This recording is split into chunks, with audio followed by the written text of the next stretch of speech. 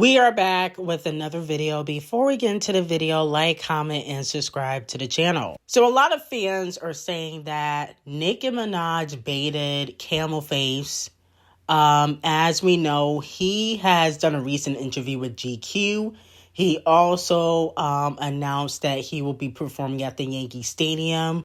And people have noticed that all these announcements or possibly distractions have been starting the week Nicki Minaj said she was dropping an album.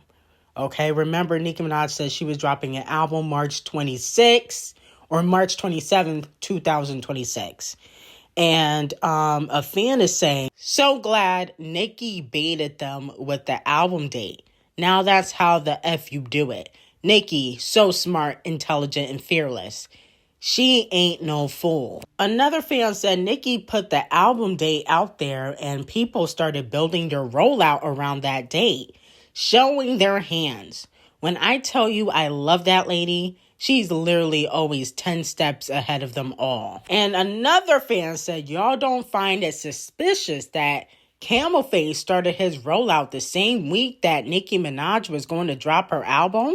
Now, there has been an anonymous report / speculation that Nicki Minaj is planning on releasing her 6th studio album the same day as Camel Face's new album, also dropping the same time this year. Allegedly, her album has been finalized for months. Republic wants singles out before the album, but she wants all the music released in its entirety at once, okay? So there's been speculation that Nicki Minaj baited Camel Face, said that she was dropping on, 3/27. Obviously, that's not going to happen. But when he drops music, she's then going to drop to sabotage him. Like, allegedly Roc Nation has been doing to Nicki Minaj for years. Now, let me know in the comments if you think that this is going to happen. In my opinion, I feel like if Nicki Minaj drops the same time as Camel Face, they definitely going to sabotage the album. And I know people are going to say in the comments, well, she going to get sabotaged anyway. But now they going to justify the reason for sabotaging her. Okay? They going to find some justification in doing it. But if she want to drop the same time as Camel Face, that's up to her. I think that they gonna definitely gut the sales for that. They gonna, if Billboard took 100K during Pink Friday 2, she dropped the same day as Camel Face, they gonna take 200. They gonna take a lot more sales. It's gonna be a lot more sales. I don't think that they're going to allow her to sabotage Camel Face. I don't think they're gonna allow that, even if he does deserve it, in my opinion. Now, Camel Face did say that he's ready for, revenge in 2026, if that's how you want to put it. He was asked in his GQ interview, when you're feeling these feelings, how do you then bounce back and get back to being Camel Face?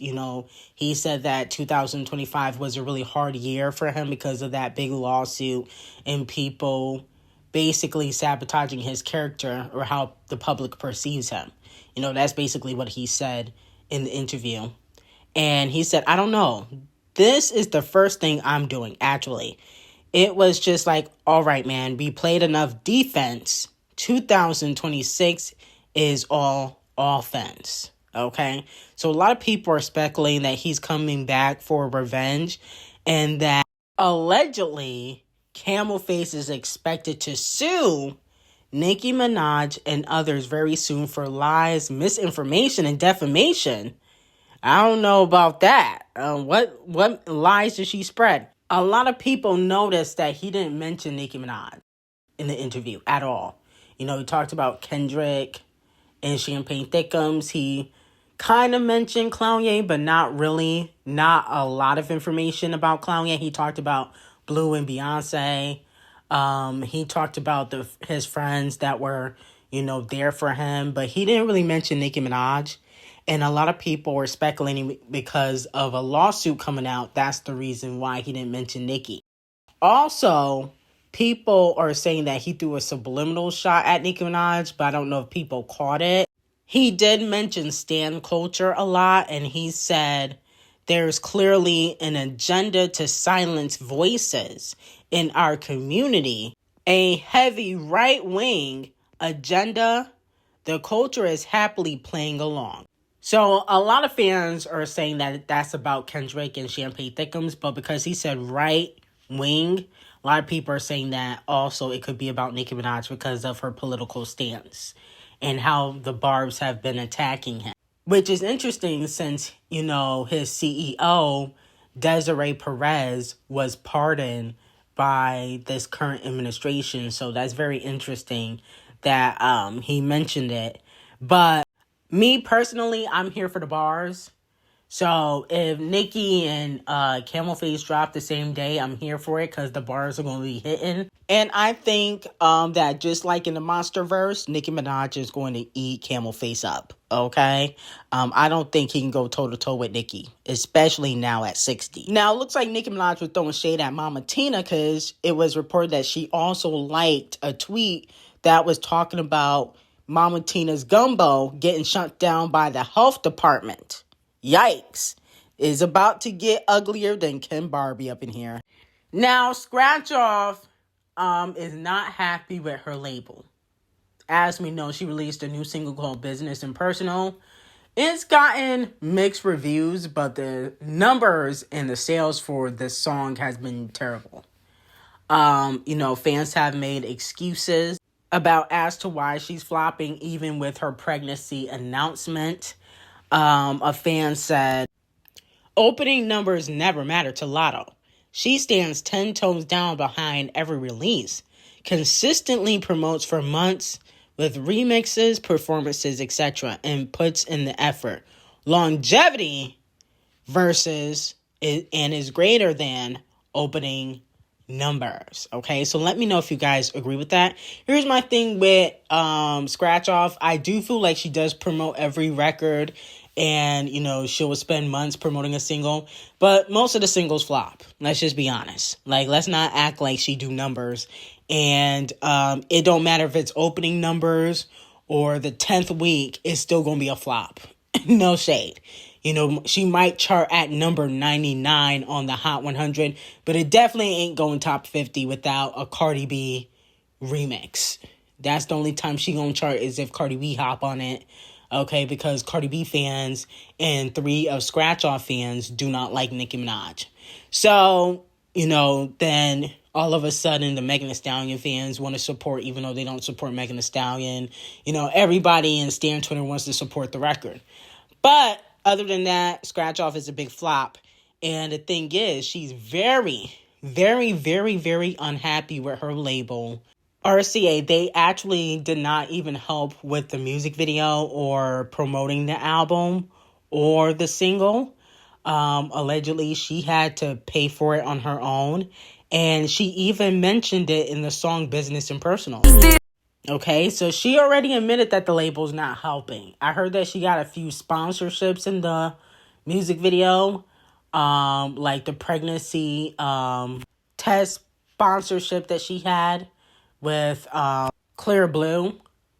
But other than that, she didn't really get any help with paying for the music video, so she's pissed. I suggest Scratch Off possibly go independent since you don't sell anyway. I don't know if the industry will allow her to go independent, but I feel like she might as well because it's not like she sell and she moved like independent artist anyway. Now, moving on from that, J. Cole reveals that Kendrick Lamar had 2 features on the original version of The Fall Off that never dropped in the summer of 2024.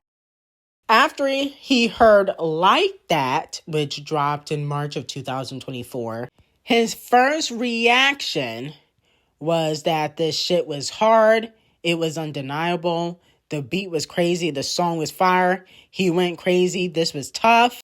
His second reaction was basically, not right now, this is inconvenient for me, okay? Because he just got off tour with Champagne Thickums. in 2024. And then, he had collaborations with Kendrick Lamar coming, which obviously may or may not see the light of day. Now, I can see J. Cole and Kendrick Lamar collaborating in the future. But like I said before, J. Cole has an issue with straddling the fence. I think, especially after these interviews, I don't know if Kendrick will really fuck with him like that, like he used to, because it seems like he straddles the fence. Like, he don't want to offend Kendrick, but he don't want to offend, Drake either. And it's like, you can't move like that when it comes to this type of beef. You got to pick a side. I don't care what Camel Face said. I don't care what delusional fans are saying on Stan Twitter. When it comes to this beef, because they don't fuck with each other.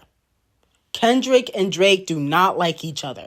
So you can't be neutral. It's the same thing with Nicki Minaj and Cardi B. They do not fuck with each other. If you want to be close to Kendrick, you probably can't be close to Drake. If you want to be close to Nicki Minaj, you can't be close to Cardi B. That's just how it's going to have to work, because they don't fuck with each other. So you can't be on neutral ground, because it will look like you are disloyal. Okay, or you're going to run back and forth between the two. And it seems as though he's trying to do that. No shade. And I also don't feel like he's as loyal to Drake as he says he is, because literally right after Like That, you hopped on Metro and Future's second album after they dissed Drake. Like, how are you loyal? You're not loyal. So that's the thing about J. Cole, is like he straddles the fence a little bit too much for me. Now, moving on from that, Hits Daily Double has reported that allegedly BTS will be going #1, selling 635,000 copies first week. And in my opinion, I feel like something ain't right. I haven't heard nobody talk about this album. I get it, BTS has a big fan base, but nobody is talking about this album. How is it going #1? Let alone selling 635,000 first week. Actually, BTS going #1 makes sense. Them doing 635,000 first week doesn't, in my opinion. I definitely feel like they are getting payola.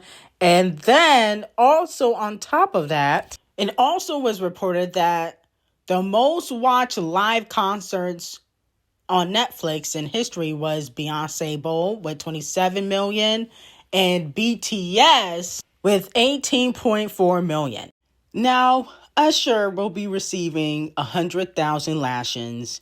He did an interview, and Usher says that he will never speak negatively about Diddy and still views him as a legacy figure.